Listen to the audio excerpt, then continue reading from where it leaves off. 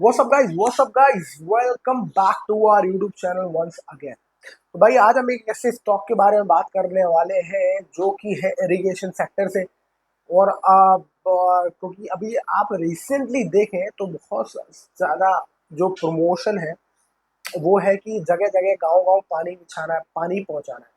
और ये इसलिए भी है क्योंकि ना कि पानी सिर्फ गांव गांव पहुंचाना है, इसके अलावा बहुत बड़े बड़े जो प्रोजेक्ट्स अभी अनाउंस हो रहे हैं सरकार की तरफ से, नए ब्रिजेस, नए डैम्स और वो सारी चीज़ें, उसके लिए बहुत ज़्यादा मशीन की ज़रूरत पड़ेगी, जहाँ इरिगेशन फैसिलिटीज़ की बहुत इम्पोर्टेंस है। इनफैक्ट जो इरिगेशन फैसिलिटी जो एग्रीकल्चर में ज़रूरी है, उसके लिए भी बहुत सारे गवर्नमेंट ने अभी रिसेंटली सब्सिडीज़ भी निकाले हैं और प्रोजेक्ट्स भी लॉन्च करे हैं, जिसमें गांव-गांव, जगह-जगह पानी पहुंचाने के लिए कोशिश की जाएगी। पर पानी पहुंचाने के लिए कौन सी इरिगेशन फैसिलिटीज़ की ज़रूरत पड़ेगी और कौन-कौन से चीज़ों की ज़रूरत पड़ेगी, उसमें एक बहुत इंपॉर्टेंट चीज़ है पंप।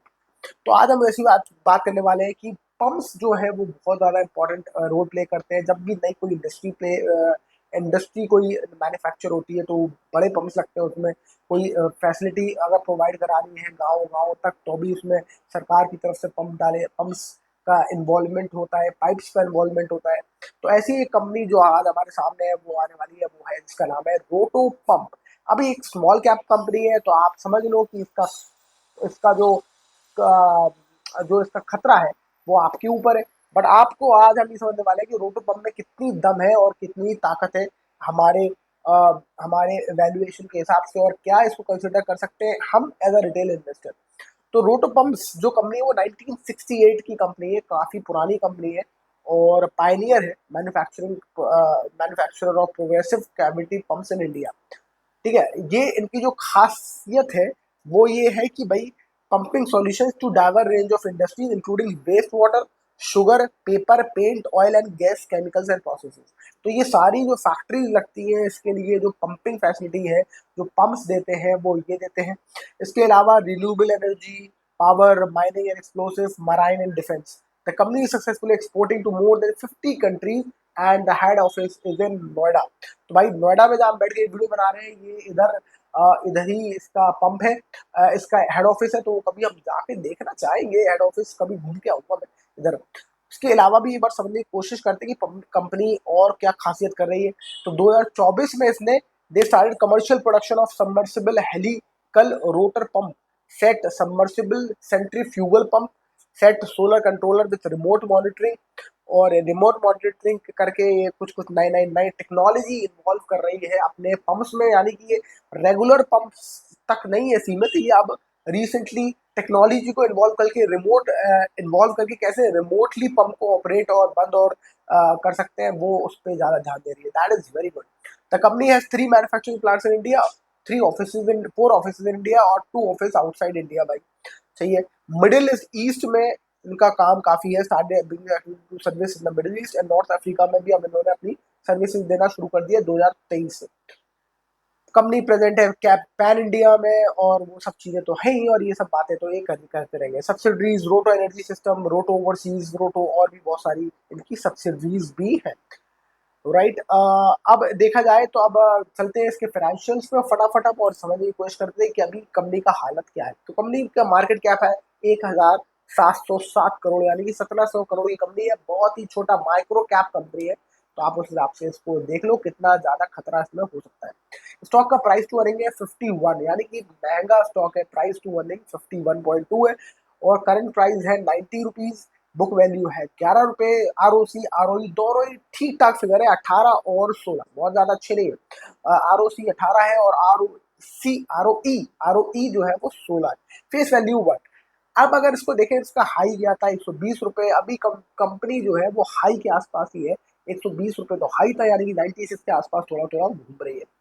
अब देखो स्टॉक का प्राइस थोड़ा सा 51 है, तो है तो थोड़ा सा महंगा, पर हमने पहले भी एक बार बात करी थी कि स्टॉक हमेशा खरीदना चाहिए सस्ता, जिससे कि हमें अगर कंपनी ना भी बहुत ज़्यादा ग्रोथ करे तो भी हमें जो जो पी एक्सपेंशन होगा उसका हमें फ़ायदा मिल जाएगा, यानी कि जब profit price to earning ratio जो बढ़ेगा उसका हमें फ़ायदा मिल जाएगा। यानी कि कंपनी को आपने इतना सस्ता खरीद लिया कि कंपनी में थोड़ी बहुत ग्रोथ तो थी, पर वो स्टॉक मार्केट में नहीं दिख रही थी, उसके शेयर के प्राइस में नहीं दिख रही थी। तो उतनी ग्रोथ आपने पहले वो दिख नहीं रही थी तो आपने खरीद लिया, वो बाद में उसमें दिख गई तो आपका पैसा बढ़ गया अल्टीमेटली। तो जरूरी नहीं कि स्टॉक आपका बहुत तेज भागे या कंपनी का बिजनेस बहुत तेज भागे, पर अगर आप बहुत सस्ता स्टॉक खरीदते हो जिसका प्राइस टू अर्निंग रेशियो बहुत कम है तो आप कभी कभी पी एक्सपेंशन से भी फायदा हो जाता है। पर अगर आप इसको ग्रोथ स्टॉक समझते हैं, आपको समझते हैं कि यार ये अग्रेसिवली भाग रहे हैं, तो आप उसको अभी भी ले सकते हो कि 51 का है अगर पी, तो आप इसको दरकिनार कर सकते हैं इसका पी, बिकॉज ग्रोथ स्टॉक आपका जो स्ट्रैटेजी होती है ग्रोथ स्टॉक की वो यही होती है कि महंगा खरीदो और महंगा बेचे देना, राइट, क्योंकि उसमें स्पीड बहुत तेज होती है। अब अगर 10 साल का चार्ट देखें तो भाई 10 साल के चार्ट पे तो कंपनी बेहतरीन भाग रही है, मतलब 2020 के आसपास इसने थोड़ी सी फुर्ती पकड़ी है, उसके बाद तो ये तेज नहीं भाग रहा था। 2020 पे इसका प्राइस क्या था देखा जाए, फरवरी 8 रुपए, 8-10 रुपए के आसपास घूमने वाला स्टॉक था ये, और अभी रिसेंटली ये 90 रुपए पहुंच गया है, राइट। तो ये 10 गुना हो गया 2020 से, 4 साल में 10 गुना पैसा इसने कर दिया आपका। अभी रिसेंटली इसमें तेजी आई है। अब प्रोमोटर होल्डिंग इसकी थोड़ी डिक्रीज हो गई है 3.5% की, जो थोड़ा सा इसमें कौन दिख रहा है, प्रोज में कुछ ज्यादा दिख नहीं रहा, तो देखते हैं प्रोज में कौन को कुछ फायदा, मतलब प्रोज में ज्यादा कौन दिख रहा, क्यों नहीं दिख रहा ये समझने की कोशिश करेंगे। प्योर प्रोज में नहीं दिख रहा क्योंकि इसका ऑपरेटिंग प्रॉफिट जो है 2022 से अभी तक देखें तो ये आसपास ही घूम रही है, मतलब 2023 में इसका 21 था, फिर 11 हो गया, फिर अगले साल फिर 21 हो गया, फिर 12 हो गया, फिर 19 हो गया, फिर 11 हो गया, अब फिर 21 हो गया।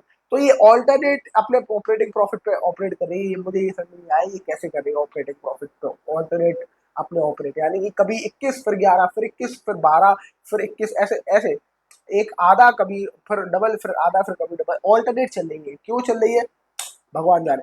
अब प्रॉफिट और लॉस देखें तो देखा जाए तो इसका प्रॉफिट एंड लॉस में तो ये कंपनी लगातार अपने ऑपरेटिंग प्रॉफिट को बढ़ा रही है, ये अच्छी चीज है इसके अंदर। ऑपरेटिंग प्रॉफिट मतलब कि 2024 में 18 करोड़ था, उसके बाद 2022 पिछले 21 22 23 24 का देखें हम तो पिछले 4 साल का डेटा है 28 करोड़ 45 करोड़ 54 करोड़ 66 करोड़ 63 करोड़, मतलब लाइन से स्पीड में ऊपर ही की तरफ बढ़ रहा है टैंजेंट, यानी कि हर साल उन्होंने अपना ऑपरेटिंग प्रॉफिट को बढ़ाया है।